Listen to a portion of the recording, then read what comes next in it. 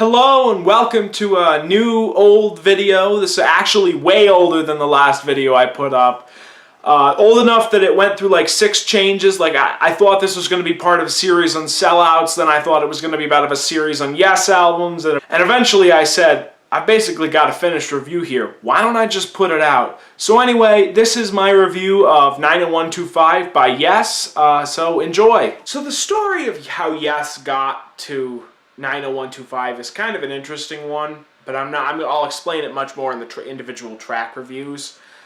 The long and the short of it is that Yes are one of the classic prog bands. They're arguably the classic prog band, not necessarily in the sense that they wrote the definitive prog songs or that they had all the best prog albums, although they had a lot of fantastic stuff, but in the sense that when people think of prog, they almost always think of Yes, and they almost always think of stuff that sounds like Yes, you know, high-pitched voices, complex instrumentation, great album artwork, nonsensical lyrics about weird metaphysical fantasy worlds that have absolutely no connection to any kind of reality you've ever seen or known. Anyway, that was true for the first 7 to 8 years of Yes's career, but in the late 70s they kind of lost their way, like most bands in the genre. I mean, just listen to this. This is how lost they were by 1978.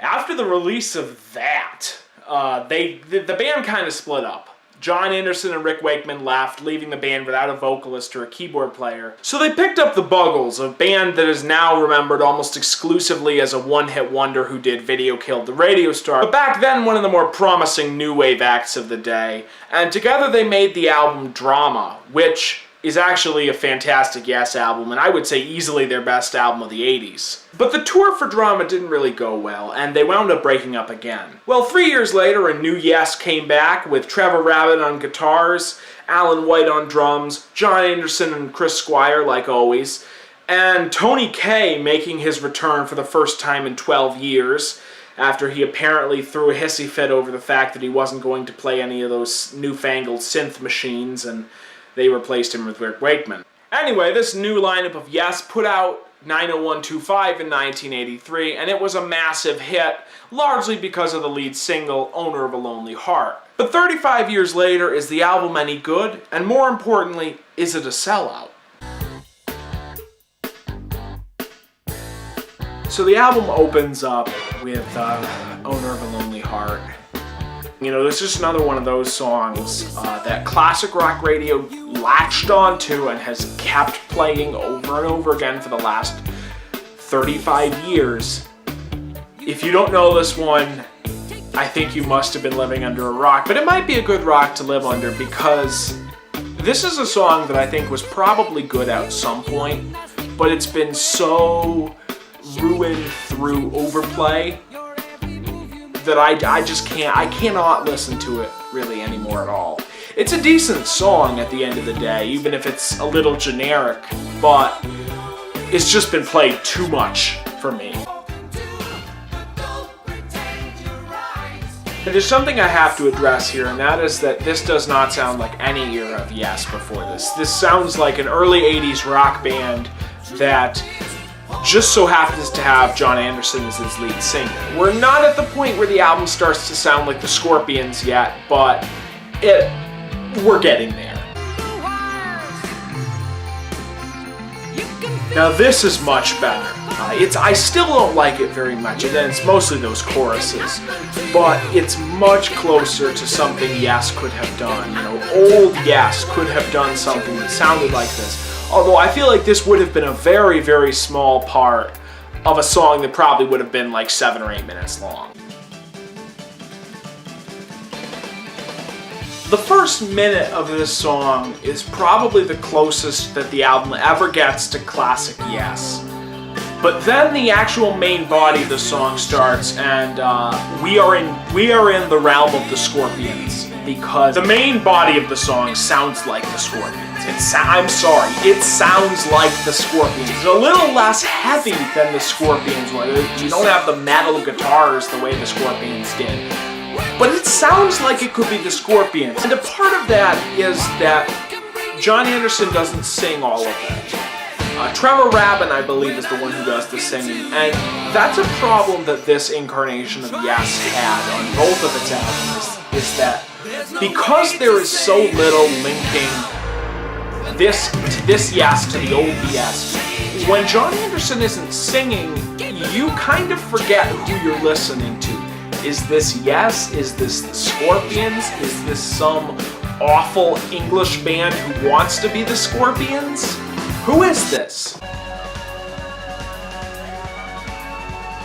Okay, so I take back what I said about the last song being like classic Yes. This is the most like classic Yes on the album.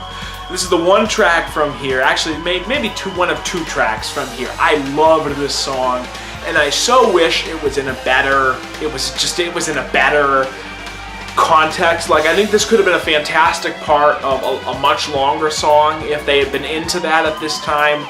And it was the title of this song was actually the original name for this era of the band. They were going to be called Cinema and not Yes, but at some point somebody realized that they had a whole bunch of ex-Yes members together in one place. Why not just use the name for marquee value? And so they did.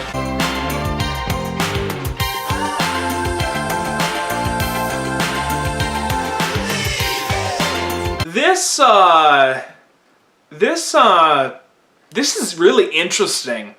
I don't like it, but it's really interesting. I stole this observation from another YouTuber, but it's a good observation, so I'm gonna use it. But this sounds like Meatloaf. You know, this sounds like something Jim Steinman would have written for Meatloaf, and at every point throughout this song, I expect Meatloaf to just come busting in, sort of wailing about how he'll do anything for love, but he won't do that. Because the main melody sounds so much like something that would be in a Meatloaf song. Okay, so this really, really, really sounds like the Scorpions. As far as I can tell, it's Yes trying to do heavy metal and really, really failing at it. But I guess they didn't get the memo that they weren't good at it, because they did the same thing on the lead single for Big Generator 4 years later. Set your heart sail on the river. I like this song quite a bit, although I don't like it quite as much as I did the first time I listened to this album. I think the first time I listened to this album, I was so annoyed and so done with the material that came before this song that when I got to it, I was like, oh, Sweet Satisfaction, and I ignored some of its faults, and it does have faults. It shouldn't be 7 minutes long, although it earns its length better than Changes does. I mean, I will say that. But overall, it's an okay conclusion to an okay album. This is one of those hard albums to talk about, because I don't like it, but I don't hate the album either. You know, to me, it mostly is just kind of mediocre. But I also know a lot of people who like the album, and I kind of get why. My thing is just that I have a very low tolerance for 80s hard rock, you know, and really hard rock after the mid-70s mostly turns me right off, unless we're talking like grunge or some of that stuff. And this, like, falls flat into that plateau. Way too much of this album sounds like the Scorpions. You know, it feels like Yes kind of did to the hard rock of the early 80s what 80s King Crimson did to the Talking Heads. You know, they borrowed a lot from the genre, and so it all kind of sounds like that. And I blame Trevor Rabin for that. He is a huge part of what makes this album sound so generic a lot of the times.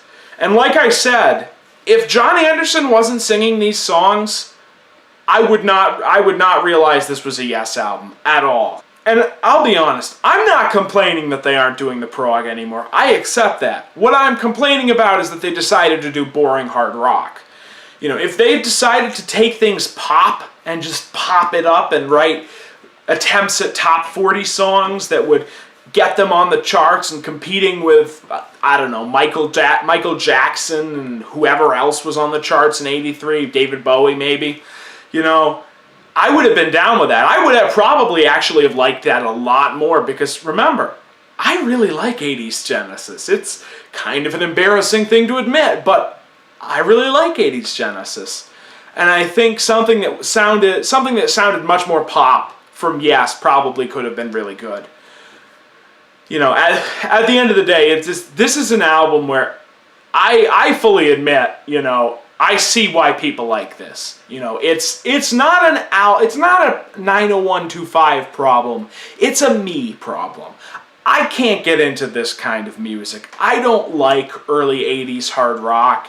And, you know, too much of this album just sounds too generic to my ears for me to really get much of anything from it. I think, you know, I've been very harsh on Trevor Rabin, but in his defense, he didn't realize he was writing for Yes, you know? This wasn't written as a Yes album, and that's why I don't hate it as much as I might. While that's also where a lot of my issues with the album stem from, I think it would have made a pretty decent Yes side project, for example.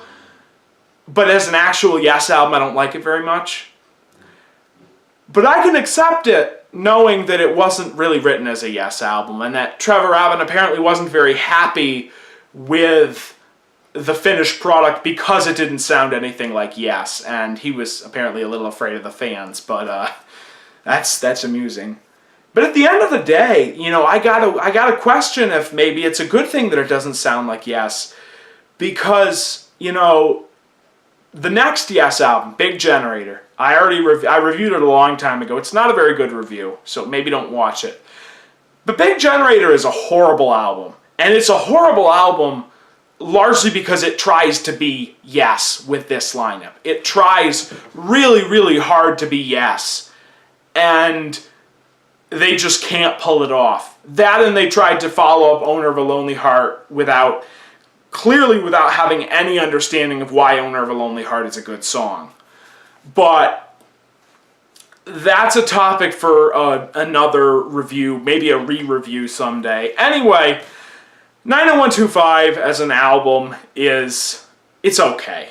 It's not an awful album. It's not really a good album in my book either. I do think it's a sellout, but not as much as I did initially.